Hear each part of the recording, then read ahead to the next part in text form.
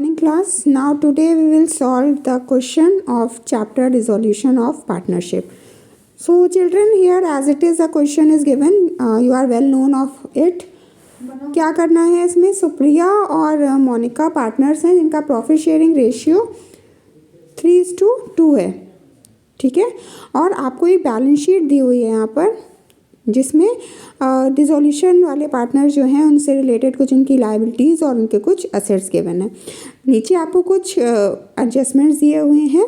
अब आपको करना क्या है, जब आप डिसोल्यूशन पढ़ेंगे तो इसमें आपको 3 टाइप्स के अकाउंट प्रिपेयर करने हैं।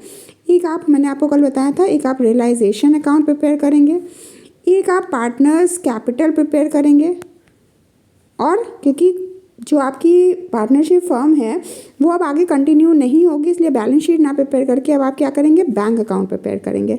तो सबसे पहले बात कर लेते हैं रियलाइजेशन अकाउंट की। रियलाइजेशन अकाउंट का जो फॉर्मेट होता है बच्चों, वो बिल्कुल सेम होता है as it is, particular amount. अब आपको इसमें करना क्या है, बहुत ध्यान से देखना है। ये जो आपके एसेट्स होंगे, सबसे पहले हमको इनको इनकी बुक वैल्यू पर रिकॉर्ड करना है, बट कैश एट बैंक को आप नहीं रिकॉर्ड करेंगे। और अगर आपका कोई प्रोविज़न दिया हुआ है तो आपको एक बात का ध्यान रखना है कि प्रोविज़न अगर होगा तो या तो अगर आपको डायरेक्ट डेटर्स का अमाउंट लिखें, या तो मतलब 21,500 अगर आप लिखते हैं तो आपको प्रोविज़न को लायबिलिटीज़ में दिखाना पड़ेगा। अदरवाइज़ अगर आप प्रोविज़न को दिखाना ही चाहते हैं, एकदम स्किप करना चाहते हैं, then you can write 21,000 in asset side, ठीक है। तो इस बात का ध्यान रखें, आपको प्रोविज़न अगर दिखाना है तो आप इसको लायबिलिटीज़ में दिखाएंगे, और आप इसकी डेटर्स की value, initial value, book value को आप शो करेंगे।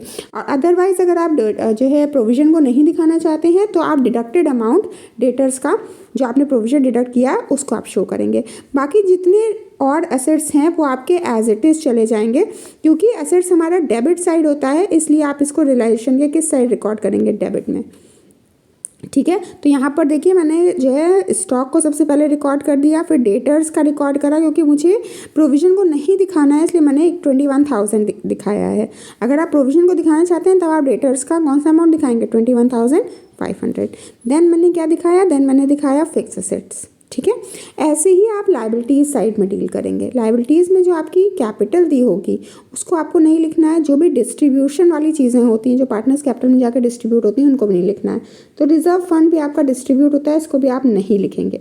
अब बचा क्या आपका क्रेडिटर्स, ठीक है। तो क्रेडिटर्स खाली आपका चला जाएगा क्रेडिट साइड में, होगी कि लायबिलिटीज़ का कौन सा बैलेंस होता है, क्रेडिट साइड, क्रेडिट बैलेंस होता है, तो you will record this on your credit side. Is that clear?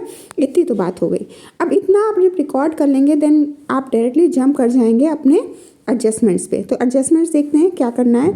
Adjustments करते वक्त आपको एक बात का ध्यान रखना है, अगर आपने क्योंकि डेबिट में रिकॉर्ड किया है अपने एसेट्स को, तो उस एसेट्स अगर रियलाइज्ड होंगे तो किधर होंगे, क्रेडिट में।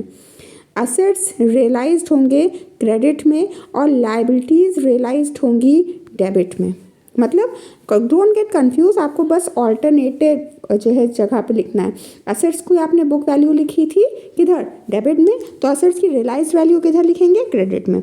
लायबिलिटीज़ की बुक वैल्यू किधर लिखी थी, क्रेडिट में, तो लायबिलिटीज़ की रियलाइज्ड वैल्यू किधर लिखेंगे, डेबिट में, ठीक है। इतनी बात समझ में आ गई। अब यहाँ पर चेक करते हैं क्या क्या एडजस्टमेंट्स हैं। Debtors realised at a discount of 5%, ठीक है। तो देखिए यहाँ पर डेटर्स की वैल्यू कितनी दी हुई है, 21,500 दी है। 21,000 का 5% निकाल लेंगे तो आएगा हमको 1,075। अब आपको लेस, क्योंकि डिस्काउंट है ना, तो डिस्काउंट का मतलब तो कम होता है। तो 21,500 में हमने जब 1,075 को डिडक्ट किया तो हमारा आया 20,425। तो 20,425 को हमने लिख दिया अपने क्रेडिट साइड में, क्योंकि हमारी एसेट रियलाइज्ड वाली चीज़ें किधर जाएंगी, क्रेडिट में, ठीक है। तो बैंक करके लिखिए ताकि आप जब इसको बैंक में ट्रांसफ़र कर रहे हो तो आपको दिक्कत नहीं हो। ओके, नाउ स्टॉक आपको रियलाइज्ड करना है 7,000 पर, तो स्टॉक हमने उठाया और हमने लिख दिया 7,000। फिक्स असेट्स 42,000, तो फिक्स असेट डाल के 42,000 कर लिया, तीनों को ऐड करके आउटर कॉलम में शो कर दिया।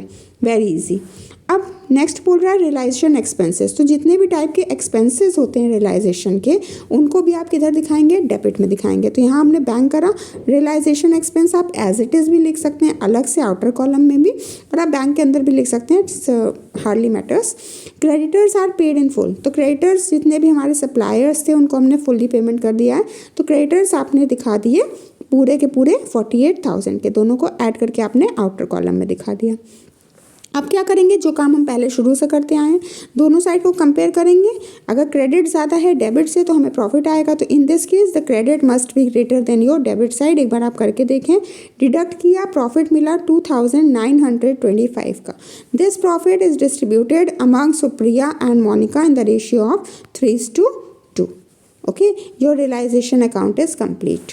अगर रिजोल्यूशन चैप्टर में आपने रियलाइजेशन अकाउंट बना लिया तो आगे फर्दर आपको प्रॉब्लम नहीं आती है, बहुत ही माइनर सी प्रॉब्लम्स ही आ सकती हैं, अदरवाइज कोई प्रॉब्लम नहीं होती है। तो रियलाइजेशन पे ज़्यादा फोकस करें इस चैप्टर को पढ़ते वक्त। अब क्या करेंगे, हम पार्टनर्स कैपिटल पर आ जाते हैं। पार्टनर्स कैपिटल में सबसे पहले जैसे हम बनाते थे, बैलेंस ब्रॉट डाउन कर लिया कैपिटल का, हमारी सुप्रिया और मोनिका की कैपिटल। रिजर्व फंड क्योंकि ये डिस्ट्रीब्यूट करने के लिए था, हमने इसको डिस्ट्रीब्यूट किया, और रियलाइजेशन में जो प्रॉफिट आया हमने उसको शो कर दिया। ध्यान रखेंगे, अगर कोई भी पार्टनर कोई टेक ओवर कर रहा है, कोई एसेट अगर वो टेक ओवर कर रहा है तो आप उसको डेबिट में ज़रूर दिखाएंगे, ठीक है। तो यहाँ पर तो ऐसा कुछ नहीं था, लेकिन आगे आने वाले क्वेश्चंस में आपको ये दिक्कत आएगी, आपको ये चीज़ें देखने मिलेंगी। तो अभी तक हम क्या करते थे, बैलेंस कैरी डाउन करते थे बैलेंस करने के लिए, लेकिन क्योंकि हम बैलेंस शीट नहीं बना रहे हैं तो अब इनकी कैपिटल नहीं रहेगी, इसलिए अब हम क्या क्लिक करके बैलेंस करेंगे, बैंक क्लिक कर बैलेंस कर देंगे। छोटी छोटी सी चीज़ें हैं जिनको आपको ध्यान रखना है, जो आपके मार्क्स रिडक्ट कर सकती हैं। लास्ट में हम प्रिपेयर करेंगे कैश एंड बैंक अकाउंट।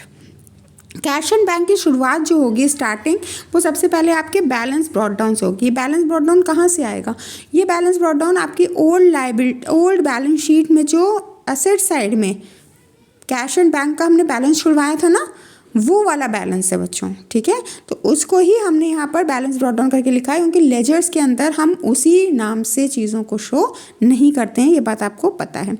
अब आपको सेकंड चीज़ क्या लिखनी है, जो भी आपके असेट रियलाइज्ड हुए हैं, तो ये आपने देखिए मैंने इसीलिए टोटल करवा रखा है, ठीक है। तो जो आपने अगर टोटल करके रखा है तो आप एज इट इज़ टोटल को ही दिखा सकते हैं, अदरवाइज आपको हर एक चीज़ को फिर से लिखना पड़ेगा, then again you have to calculate it.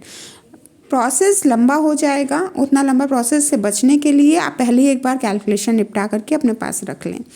उसके बाद में आपको क्या करना है, लायबिलिटीज़ जो आपने रियलाइज़ करी थी आपने उनको लिखा, तो लायबिलिटीज़ रियलाइज़ हमारी आई थी 49,500, उनको लिख दिया।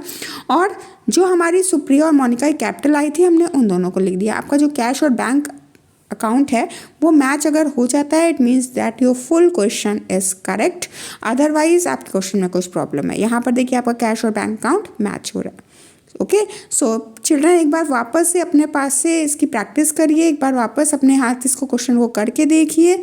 अगर आपको कोई भी दिक्कत आती है तो just ask me and just see the solution first of all, then आप कहाँ गलती कर रहे हैं ये फाइंड आउट करिए। उसके बाद भी अगर आपको नहीं समझ में आ रहा है तो आप मुझसे पूछ सकते हैं।